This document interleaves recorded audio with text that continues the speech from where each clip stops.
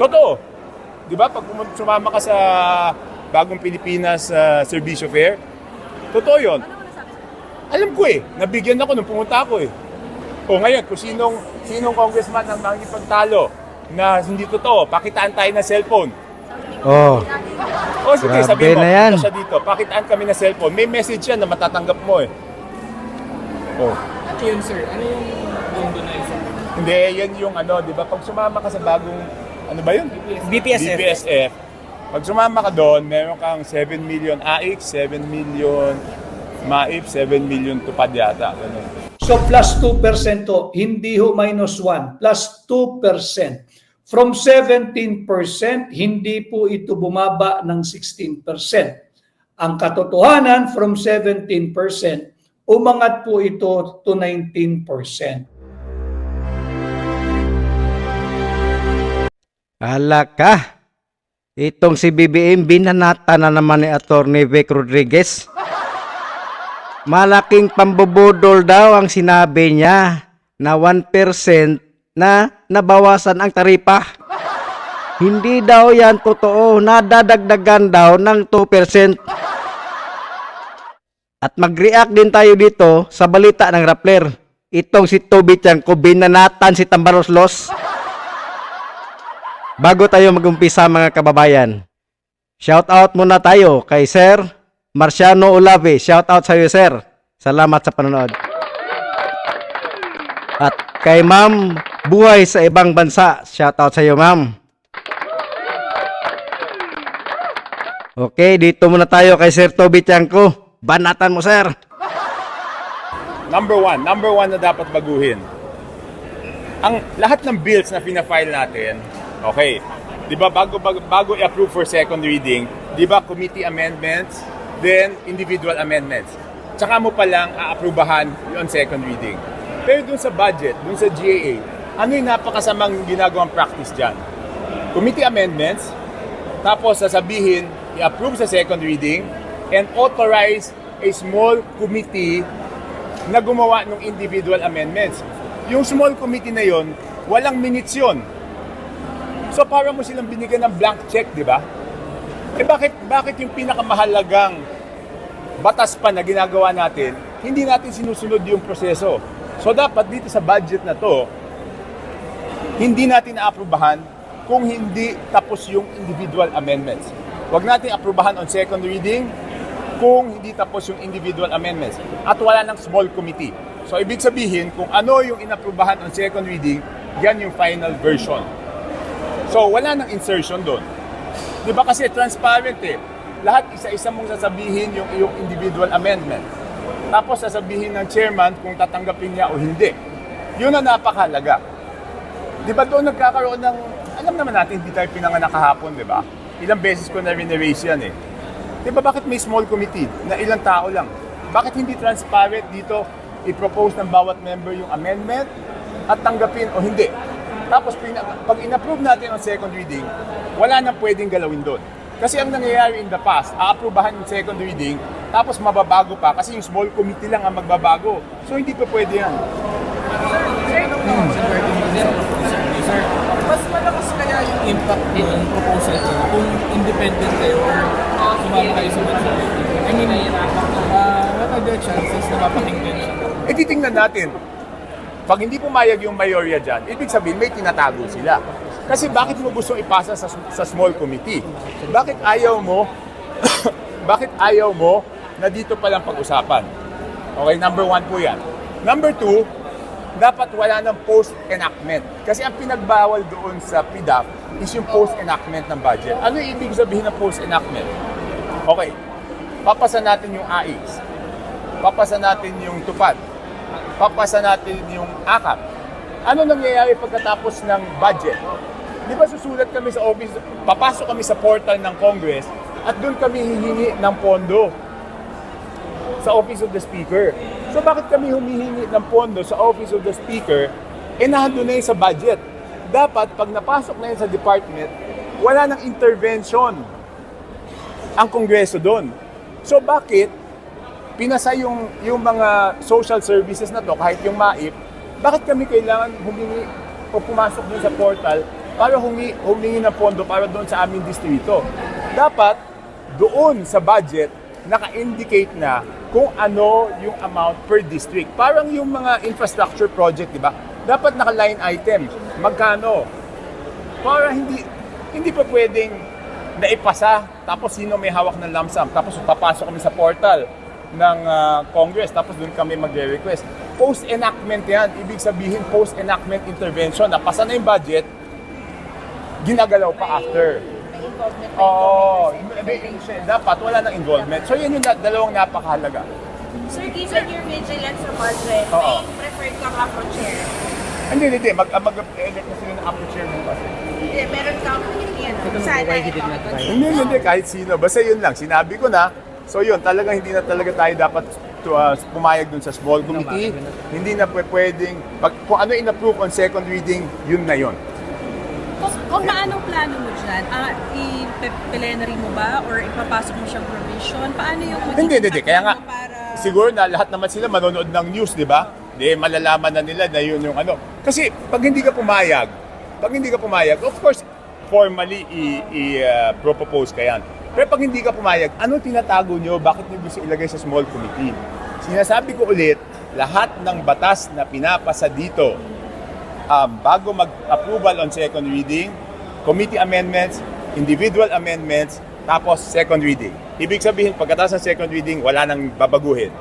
Pero pag budget, committee amendments, approve mo muna on second reading, tapos bigyan mo ng authority yung small committee na baguhin pa ulit. So, sikreto yun, di ba? Hindi transparent. So, isa-isa kami magbigay ng individual amendments namin. Kung why did you not vie for the speakership? It's not up to me, di ba? It's not up to me. It's what my colleagues want.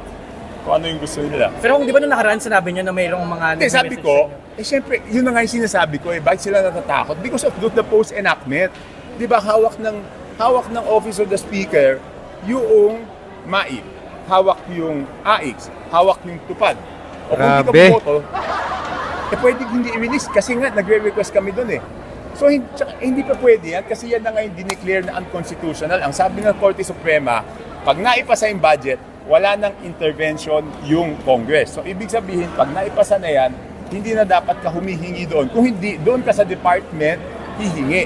Bakit kami dito humihingi ng pondo?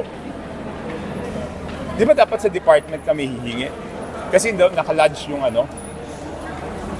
Oo. Sir, naniniwala kayo maraming racket sa flood control projects. Ano masasabi? Hindi lang sa flood control projects, sa mga projects. Pero syempre, yun yung nakita ni Presidente, di ba? Nung nag-iikot siya. Tsaka kami, nabotas kami, di ba? Syempre talagang I feel passionately about the flood control projects, di ba? Sir, tanong ko lang, 7-7 scheme, totoo ba yun? Binabanggit ko naman. Totoo. Di ba? Pag sumama ka sa Bagong Pilipinas Servicio Fair, totoo yun. Ano nasabi sir? Alam ko eh. Nabigyan ako nung pumunta ako eh. O ngayon, kung sinong congressman ang makikipagtalo na hindi totoo, pakitaan tayo ng cellphone. Oh, O sige, Grabe sabihin mo, na yan. punta siya dito, pakitaan kami ng cellphone. May message yan na matatanggap mo eh. Oh. Ano yun, sir? Ano yung pondo na yun, sir? Hindi, yan yung ano, di ba? Pag sumama ka sa bagong, ano ba yun? BPSF. BPSF. Pag sumama ka doon, meron kang 7 million AIX, 7 million MAIP, 7 million tupad yata. Ganun. O di ba post-enactment na naman yun, di ba? Yan yung tinatawag na pork barrel. Kasi pork barrel, nare-release kung kanino mo gusto, hindi based doon sa budget. O sinong congressman makikipagtalo sa akin na hindi totoo yan, pakitaan kami ng cellphone. Papakita ko, may message yan na i-release sa'yo. So, open din kayo, sir. grabe, panibagong pork barrel pala ito. Grabe talagang kahiyupan itong Tambaroslos. Bakit ba hindi matanggal-tanggal yan ni BBM? Ano bang hawak ni Romualdez? Bakit hindi niya napalayas yan? Kasi itong mga Marcos, halang ang mga kaluluwa niyan. Walang mga utang na loob, walang mga kamag-anak yan. Pag ayaw niya talaga. Pero bakit itong si Tambaroslos, ang dami ng kasalanan niyan, hindi pa rin niya matanggal dyan? Hindi pa rin niya mapalitan. Mayroon niyang hawak si Tambaroslos. Sa hashtag open by gang. Open ako sa Open BICAM. Pero sabi ko nga, hindi lang naman doon nagsisingit sa Open BICAM. Ang mas importante is doon sa small committee. Small committee, ilang tao lang yon. Tsaka, di ba dapat, dito may minutes. Di ba? Lahat ng proposal mo, kung tinanggap o hindi. Doon sa small committee, wala namang minutes yun eh. Magugulat ka lang, pagtanggap mo ng GAB, HGAB, iba-iba na. So, tapos sabihin na useless yung open BICAM kung meron pa rin yung small committees. Hindi, okay. Hindi, okay. Yun yung first step kasi kami muna magpapasa. So doon pa lang sa House, dapat wala na yung small committee. 2 beses kasi nagkakaroon ng insertion dyan, di ba? Isa, doon sa small committee. Okay? Kasi doon nagbabago, di ba? Second, doon sa BICAM. At dapat doon sa BICAM, ang pwede mo lang baguhin, technically naman sa BICAM, is yung disagreeing provisions lang. Okay? Oo. Kaya maganda yung sinabi ni Presidente, if he has to veto the budget, he will veto it. Sir, in short, pwede bang sabihin na pinupolitika ni Speaker ang budget to his advantage? In your view? Do I have to say it? Kailangan pa ba? Hindi. Okay. Basta sinabi ng Supreme Court, walang post-enactment. Walang action na kailangan sa Congress. Kasi nasa DSWD yan, nasa DOH, di ba? Bakit ka dito hihingi ng pondo kung naubos yung sayo? Hindi ba dapat dun sa department? Ngayon, baka kami magde-deny, hindi kami dito kumukuha. Pakitaan ulit kami ng cellphone pag nag-request kami. Bakit kami may portal dito? I-deny nyo nga na may portal dito. Pag gusto mo na additional, papasok ka dun sa portal, dun ka magre-request. So, ibig sabihin, dito kami nagre-request. Sir, but So, why, natutuwa lang ako kasi yung reason ng hindi ko pagboto kanina is aligned with the most important message that the President delivered today. sir, but which is- why say this now? Kaya pala hindi siya bumuboto. Dahil sobra na ang ginagawa ni Tambaloslos na yan. Punta tayo dito kay Attorney Vic. Mag-react tayo sa kanyang video. So, iangat natin ang diskurso patungkol sa mga usaping panlipunan. Nang sa ganoon ay may mapulot po kayong impormasyon, kaalaman, point of view na hindi naman ho kinakailangan sumang-ayon kayo sa akin. Welcome po dito, pati yung mga kumukontra, welcome po dito yung mga trolls. Hindi ko naman masasabing you are decently employed.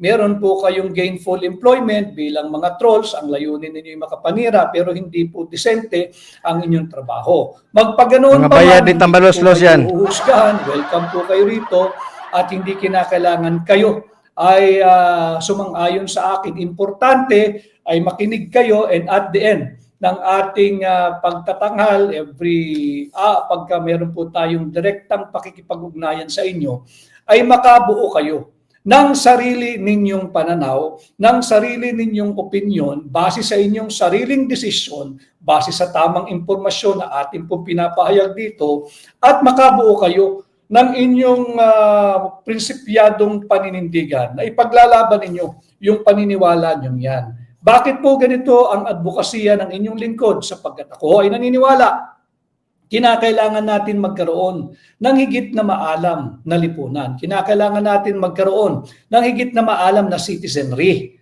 Upang sa ganoon, pagdating po sa decision making ng pamahalaan, meron po kayong boses, meron po kayong tinig.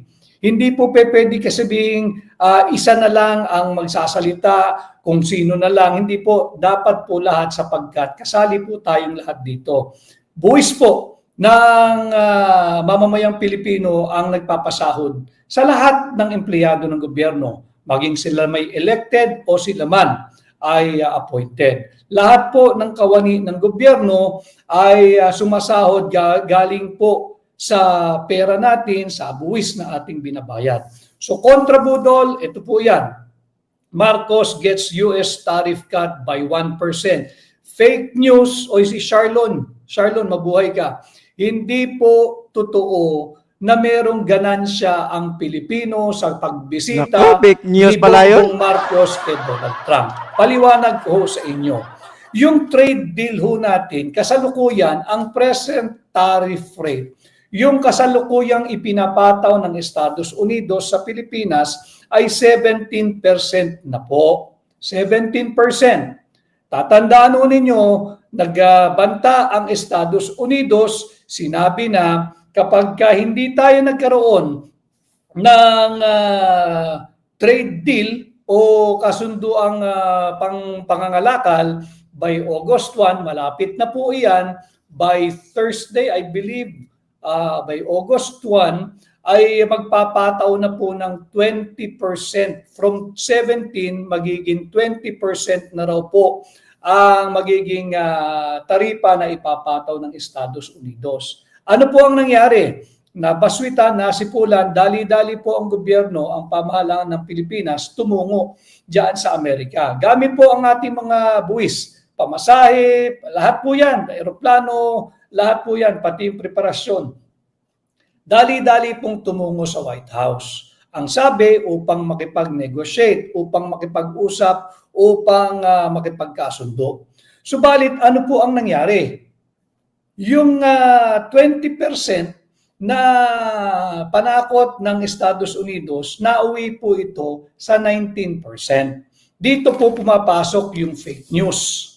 Na meron daw po tayong na-save o naisalba raw po ni Bongbong Marcos ang Pilipinas at ang mga Pilipino sa halagang 1%. Dahil binawasan daw po ni Donald Trump from 20 to 19% na lang yung buwis na ipapataw sa mga produktong manggagaling sa Pilipinas. Mali po yun. Ito pong balitang ito, hindi po ito totoo. Kaya po ito pinutol ng aking mga staff, yung nagsaliksik po, upang ganito po ang gawin nyo sa balitang ito. Fake news po ito. Wala po tayong ganansyang 1%. Trample po nyo yan. Itapon nyo na po yan. Bakit kanyo? Ang masaklap na katotohanan, 17% po yung kasalukuyang buwis. Ginawang 19% ng Estados Unidos. Ibig sabihin, hindi po minus 1, plus 2%. Yan po ang naging bunga ng dali-daling pagtakbo ni Bongbong Marcos upang makipag-usap at pirmahan. Kung pumirma na sila ng trade deal na ho yan nagkamayan na. Ang formality siguro to follow, pero ang importante, nagkamayan, yung shake hands po yan, sa mga tunay na lalaki ho, yung kamayan ay mas matibay po yan kesa sa kung anumang written contract. No? So, hindi po nagkaroon ng ganansya tayong mga Pilipino na 1% reduction, 1% deduction, or 1% discount. Mali po yun. From 17%, naging 19%. Ini-spin na lang ho nila damage control. Ang katotohanan, nagkaroon pa ho ng additional 2% imposition sa kasalukuyang taripa na ibinibigay ng Estados Unidos sa ating mga produkto. Sa mga produktong manggagaling po dito sa Pilipinas, sa mga produktong gawang Pilipino. Yung mga export po natin patungo sa Estados Unidos, instead na 17%, pagdating po ng August 1, 19% na po ang halaga ng taripa na ipapataw ng Estados Unidos. So, nasaan po ang savings na 1%? Makikita natin, ito'y pambubudol. Alam ninyo, we deserve to know the truth at parte po iyan ng advokasya ng hakbang ng maisog, yung transparency. Kinakailangan magkaroon ng full transparency sapagkat pera po ng mga Pilipino ang nakasalalay diyan. 2% pong additional na buwis. Yan po ang inuwi ni Ginoong Marcos pagkatapos niyang makipagpulong kay Ginoong Trump sa Estados Unidos. Huwag po tayong papadala sa spin at damage control ng gobyerno na meron daw pong nakuhang 1% tariff cut ang ating bansa. Hindi po totoo ito. Additional 2% po ang natamo natin. 2% pabigat ang ating pong nakuha at inuwi ni Bongbong Marcos nung siya ay nakipag-ugnayan kay Pangulong Donald Trump. Therefore, there is no 1% reduction from the present tariff rate. Kasi ho, kung walang budulan, pag sinabi nilang tariff cut from 17%, dapat 16% na lang ho iyan pagdating ng August 1. Kung ganun ang naganap, iyan, wala tayong problema, nagkaroon ng discount, nagkaroon ng reduction, nagkaroon tayo ng ganansya. Hindi po eh. From 17%, it did not go down to 16%. No. Therefore, wala pong katotohanan na may 1% reduction. Ang katotohanan, from 17%, ang mga produktong Pilipino na papasok po sa Estados Unidos, ang magiging tax po o taripa ay 19% na pagdating ng August 1. Ano? So plus 2% to, hindi ho minus 1, plus 2%. From 17%, hindi po ito bumaba ng 16%. Ang katotohanan, from 17%, umangat po ito to 19%. Meaning, nadagdagan po ng additional 2% ang taripang ipipataw ng Amerikano sa produktong Pilipino pagdating po ng August 1, 2025. Oh, mga kababayan, ano ang masasabi nyo sa video natin ngayon? Maglagay lang ng comment sa ibaba ng ating video.